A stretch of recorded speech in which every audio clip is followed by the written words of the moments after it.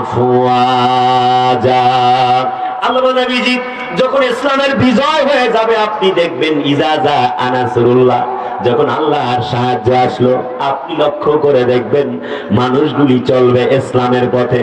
আমার তো মনে হচ্ছে একজন ডাক্তার শফিকুর রহমান, আমি বিপরীত দলের খুব বেশি লম্বা কোনো মন্তব্য করতে চাইবো না, যারা 17 বছর চালাইছে পালিয়ে গেছে তাদেরকে নিয়ে খুব বেশি কিছু বলবার প্রয়োজন নাই, কারণ তারা তো পালায়া গেছেই।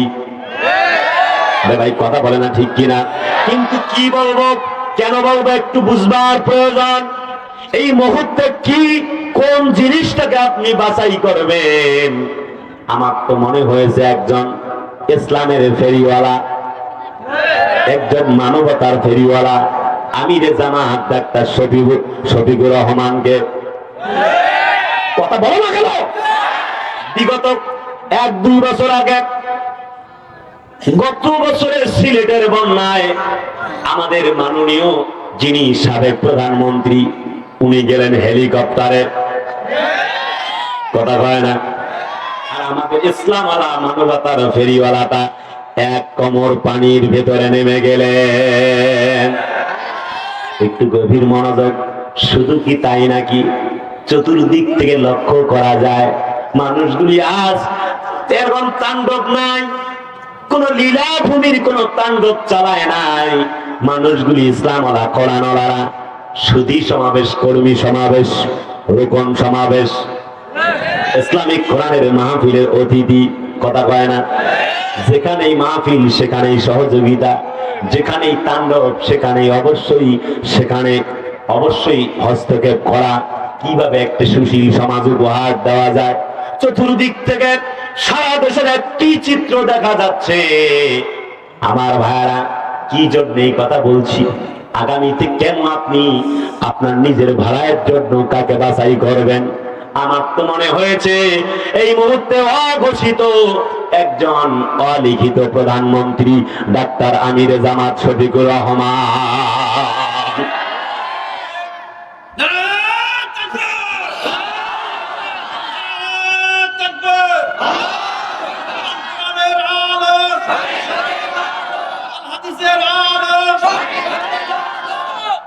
বন্ধুরা, শুধু ওনাকে দেখেছেন, সুযোগ পান নাই দেখা। সিচুয়েশন ছিল না, প্যান্ডামিক সিচুয়েশন ছিল। যদি দেখতেন অধ্যাপক গোলাম আজমকে, আমাদের শহীদ নিজামীকে, দেখতেন যে বর্তমান যে আমাদের আমিরে জামাত রয়েছে, আমি বিশ্বাস করি কোন সাইড দিয়ে কোন কম 1 সেকেন্ড একটি ন্যানো কাজও তার থেকে কম করতো না। কথা বলে যে মানুষগুলিকে রাজাকার ট্যাগ লাগিয়ে বিদায় করা হয়েছে। বলতেছিলাম সালাউদ্দিন চৌধুরী কাদের সাহেব বিনা অপরাধে তাকে জমিন থেকে ফাঁসির কাস্টে ঝুলিয়ে বিদায় করা হয়েছে। এই সেই আমিরে জামাত ডাক্তার শফিকুর রহমান, এত সুন্দর মানুষ, এখন বলতেছেন এরা আগের থেকেই সুন্দর। যে মানুষগুলিকে বিদায় করা হয়েছে এই মানুষগুলি আগের থেকেই সোনার পাখি। তাদেরকে মাঠে ময়দানে জনগণদের সাথে মিশতে দেওয়া হয় নাই, বিনা বিচারে জমিন থেকে একে একে বিদায় করে দেওয়া হয়েছে। বিএনপির যত নেতৃবৃন্দকে জেলখানার কুঠিতে বন্দী করে রাখা হয়েছিল, আমাদের ইসলামী নেতৃবৃন্দ, আমাদের আল্লামা মামুনুল হক, আমাদের মুফতি মোহাম্মদ কাজী ইব্রাহিম, আমাদের কলিজার টুকরা আল্লামা দেলোয়ার হোসেন সাইদি, রফিকুল ইসলাম মাদানী সাহেব সহ বন্ধুবার আমির হামজা একসাথে বিশ্ববিদ্যালয়ে পড়েছি, খেলেছি, চলেছি। এরপরে আমাদের সাকওয়াত রাজি, অসংখ্য আলেম ওলামা হযরত, যাদেরকেই জেলখানার কুঠিতে বন্দী করা হয়েছিল, প্রত্যেকটা জেল কাণ্ড মিথ্যা ছিল, প্রত্যেকটা রিমান্ড কাণ্ড মিথ্যা ছিল, প্রত্যেকটা হত্যাকাণ্ড মিথ্যা ছিল। জামাত ইসলামের যত নেতৃবৃন্দকে ফাঁসির মঞ্চে ঝুলানো হয়েছে প্রত্যেকটা ফাঁসির মঞ্চই মিথ্যা ছিল।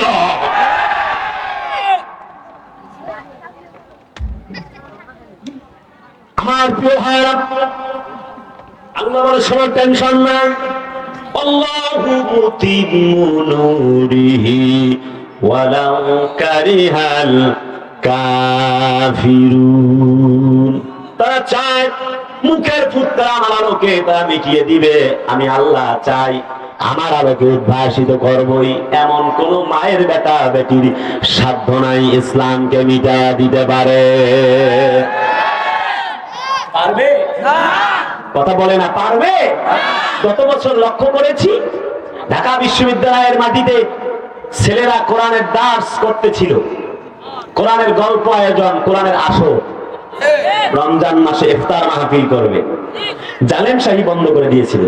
আপনারা বলতে পারেন যে কেন বলেন, আমি বলি যা করেছে তা না বললে তো আগামীর কেউ যদি কখনো জালেম আসে তারা শিক্ষা পাবে না।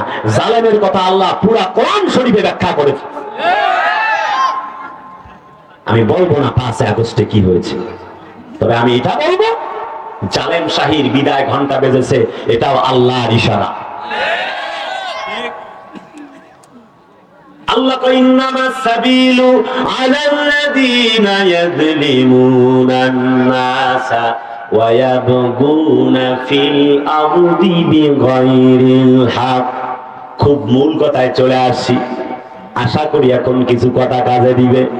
বন্ধুরা আমার, আল্লাহ বলেন যখন জালেমরা অন্যায়ভাবে আয়না ঘর তৈরি করলো,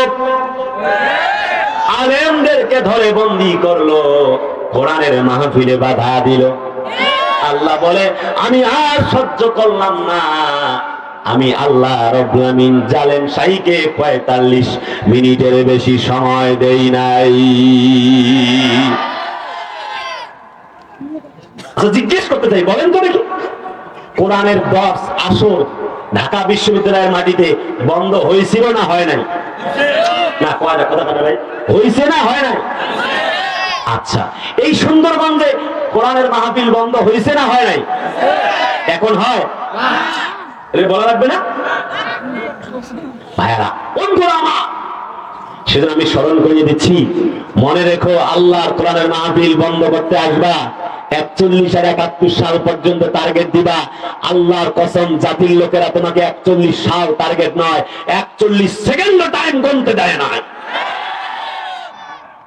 মনে রাখবা, এটা শাহজালালের বাংলাদেশ, শাহপরানের বাংলাদেশ, শাহ মাকদুমের বাংলাদেশ, কারামাত আলী জোনপুরের এই বাংলাদেশ, এই বাংলাদেশ হচ্ছে খান জাহান আলীর বাংলাদেশ, এই বাংলাদেশ হেফাজতে ইসলামের বাংলাদেশ, এই বাংলাদেশ সারসিনা ফুরফুরা চরমানের বাংলাদেশ, এই বাংলাদেশ কবি রবীন্দ্রনাথ ঠাকুরের বাংলাদেশ নয়, এটা আমাদের জাতীয় কবি নজরুল ইসলামের বাংলাদেশ।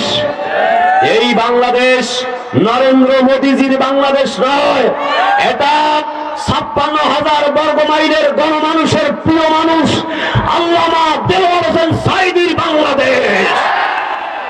এই 90% মুসলমানদের জমিয়ে ইসলাম কোরআন মুসলমান আল্লাহ বিরোধী, কোরআন বিরোধী, নবী বিরোধী, আল্লাহ ইসলাম বিরোধী কর্মকাণ্ড পরিচালনা করতে চাইবা, জাতির লোকেরা তোমাদেরকে টিকিট কাটার পর্যন্ত সময় অবকাশ দিবে না, দিবে না, দেবে না।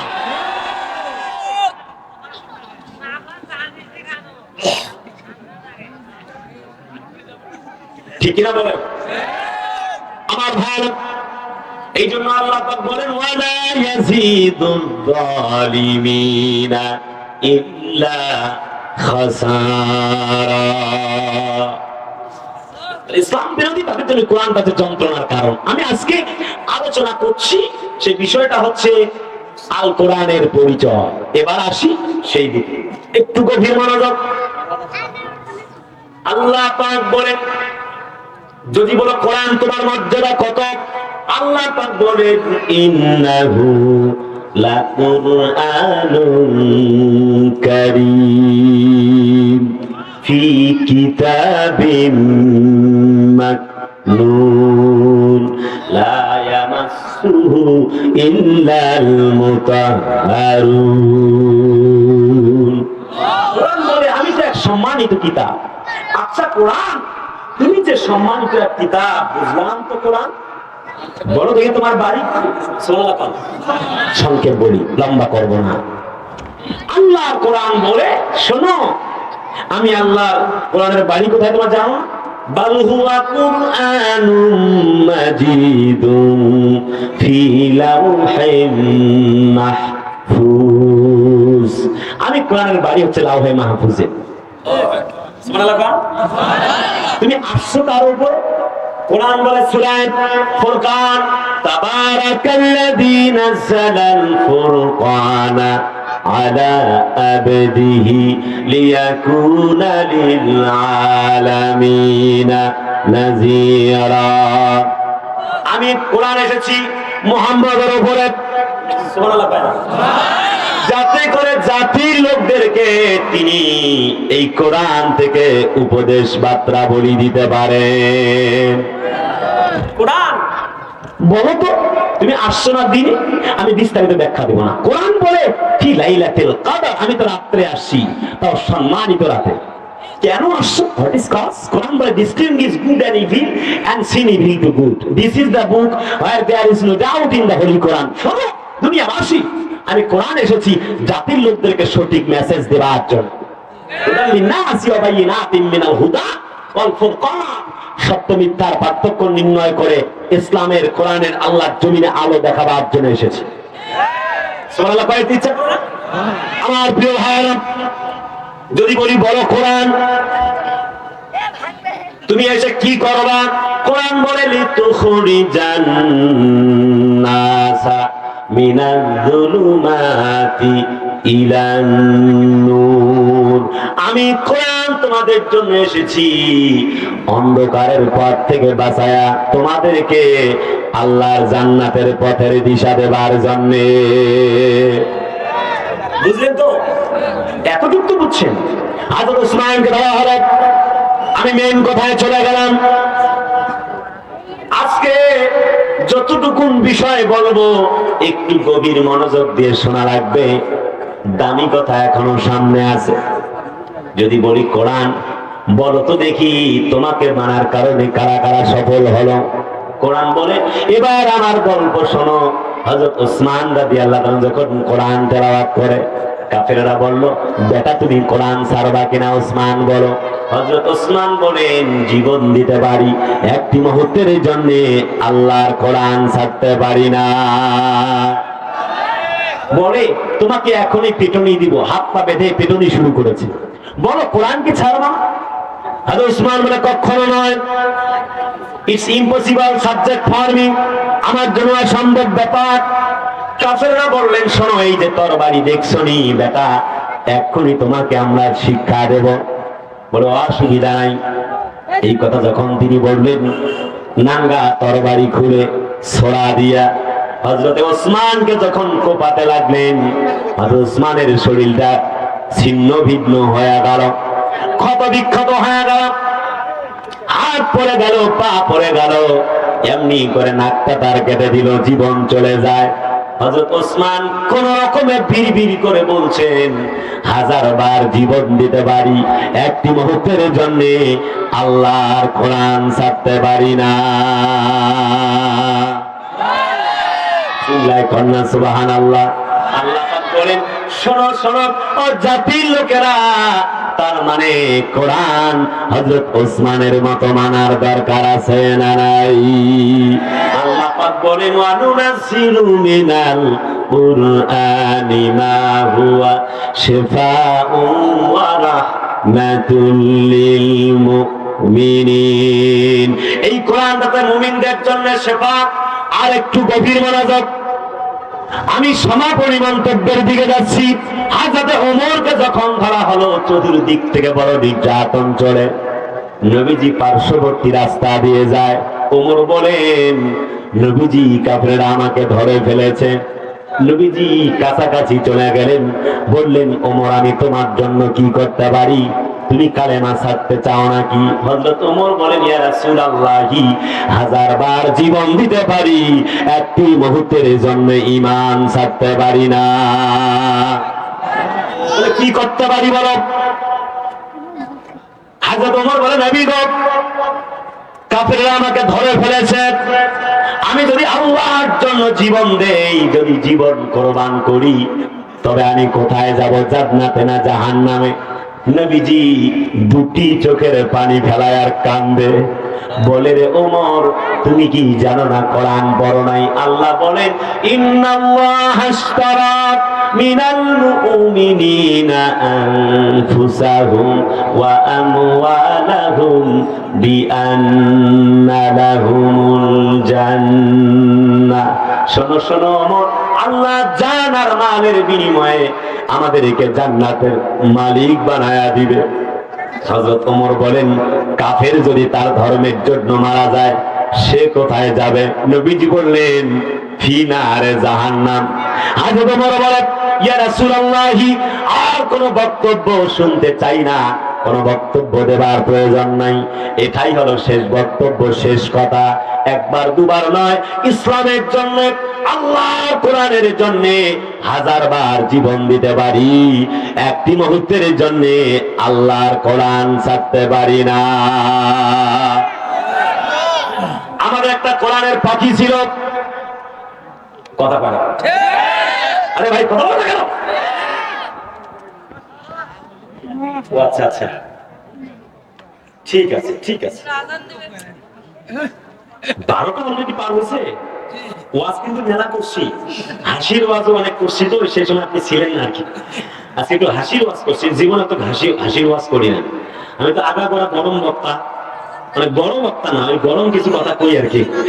আচ্ছা, আজকে অত গরম কথা কই না, একটু হাসির ওয়াজ করছি। আচ্ছা, আপনারা আছেন না নাই বন্ধুরা আমার? সেই কোরআনের বিশ্বনন্দিত বক্তা দিলু শিকদারকে চালান না দিয়া, আমাদের আল্লামা দেলোয়ার হোসেন সাইদিকে চালান দিয়া জালেম শাহী তার ক্ষমতাকে মজবুত করার চেষ্টা করেছিল। আর কথা বেনাগা ঠিক কিনা? আল্লাহ বলেন, শোনগত, একটু টেনশনের কোনো কারণ নাই। যখন ইন্না বাতশা রাব্বিকা লাশাদীদ, আল্লাহ বলে আমার পাকড়াও বড় মারাত্মক। যখন নৌকার মাঝি নৌকায় উঠতে গেছে, পালাতে পারে নাই দরবেশ বাবা। বিচারপতি শামসুদ্দিন চৌধুরী মানিক পালাবার চেষ্টা করলো। আল্লাহ কয়, তোমরা ধরতে যাও নাই, আমি নিজে ধরছি। আরে ভাই কথা কয় না? বিএসএফ এর ভাইরা কয়, হোয়াটস ইওর নেম? সে বলে, my name is justice Shamsuddin Chowdhury Manik, আমার নাম বিচারপতি মানিক। বিএসএফ এর ভাইরা কয়, ও মানিকা। কথা কয় না? আল্লাহ বলে, কোরআনে আসছে, আলাইসাল্লাহু বিআহকামিল হাকিমিন। ও জাতির লোকেরা, আমি কি বিচারক হিসেবে শ্রেষ্ঠ বিচারক নই? আরে কথা বলে গেল, বক্তব্যটা কার? আমাদের নন্দিত জননন্দিত যুগের মুয়াজ্জিনকে যখন তারা জমিন থেকে বিদায় করে দিল, এই 14 আগস্টে গত বছর বিদায় তাকে দেওয়া হয়েছে, আর এই বছরের 5 আগস্টে আল্লাহ তাদেরকে জমিন থেকে বিদায় করেছে। আরে ভাই কথা বলে না কেন, ঠিক কিনা? আল্লাহ বলে, তাকায়া দেখো, ওই যে বিচারপতি মানিকদেরকে আমি আল্লাহ তাআলা তাদেরকে চোর সাব্যস্ত করায়া গামছা গলার মধ্যে বাইন্দা টাইম দিয়ে নিয়ে এসে আমি আল্লাহ আসামির কাঠ গড়ায় দাঁড় করিয়ে দিয়েছি।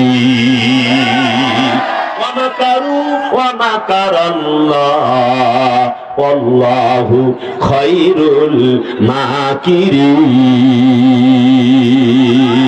বন্ধুরা, লম্বা নয়, তার শেষ গল্প হচ্ছে, একটু গভীর মনোযোগ। ওই কোরআনওয়ালা মুফাসসিরটা 50 বছরের তাফসীর কারক 13টা বছর জেল কাটলেন, চলে গেলেন হসপিটালের বেডে। কি চমৎকার হাসি মাখা মুখ নিয়ে চলে গেল। পুলিশ ভাইদের পর্যন্ত তিনি ভালোবাসা দিলেন, হাসি দিলেন, চমৎকার করে ঢুকলেন। আল্লাহু আ'লামু বিমুরাদিহি, ভেতরের কথা বলতে চাইবো না, লাশ হয়ে বের হলেন। আমি আর আমাদের মাসুদ সাইদি ভাই, আমার সাথে ভাই আছে ফেসবুকে, ভাই জানে, মাসুদ সাইদি ভাই সহ একসঙ্গে বারডেন হসপিটালে আমরা দাঁড়ানো। আমি বললাম, বড় ভাই, আমি একটু হুজুরকে শেষবারের মতো দেখব। মাসুদ সাইদি বলে, কুদ্দুস সিদ্দিকী, 13টা বছর আপনি আমার বাবার জন্য মুক্তি চেয়েছেন, যখন আওয়ামী লীগ সরকার ক্ষমতায়, জীবনের মায়া আপনি করেন নাই। আমাকে অনেক জায়গায় হামলা করা হয়েছিল, মামলা দেওয়া হয়েছিল। বন্ধুরা আমার, কলিজার টুকরা বন্ধনেরা, একটু গভীর মনোযোগ দিয়ে শোনা লাগবে। শোনো গো কুদ্দুস সিদ্দিকী, আমার বাবার জন্য আপনাকে আর কোনোদিন মুক্তি চাইতে হবে না। আমি নিজেই দেখতে পারিনি, আপনি কেমনে দেখবেন? আমার মনে হলো কারো জানা যায় ওয়ালা তুসাল্লি আলাইহিম, লোকজনকে মাইকিং করে পাওয়া যায় না, 18 জনের বেশি হয় না, কিন্তু আমাদের কোরআনের পাখিটা মারা গেলে মানুষেরা দলে দলে গিয়েছিল। মানুষ গুলি খায়, রাবার বুলেট খায়, গরম পানি ছিটায় ওই বার্ডেন হসপিটালে ঢাকায়, তবুও ফজর পর্যন্ত মানুষ বিচ্ছিন্ন হয়ে যায় না। দৃশ্য আপনারা জানেন না, ফজরের নামাজের আগ দিয়া গরম পানি কি আর সে রাবার বুলেট ছোড়া শুরু হয়ে গেল। কথা বল না কেন? আর টিকতে পারলাম না, আমরা চলে এলাম। কোরআনের পাখিটার জানাজা ঢাকায় হলো না। মনে রাখো, এই দিন নিয়ে যাবে সেই দিনের কাছে যারা আমাদের কোরআনের পাখির জানাজা ঢাকার মাটিতে বন্ধ করেছ, তাদের জানাজাও বাংলার মাটিতে, ঢাকার মাটিতে জনগণরা পড়তে দিবে না। কারাগারে কাতারে 13টি বছর বাতিলকে পেছে তোমায় দেখে থর থর। আওয়াজ পাইলাম না আজকে, সুন্দর ঠিক কিনা বলেন? কারাগারে কাতারে 13টি বছর বাতিলকে পেছে তোমায় দেখে থর থর।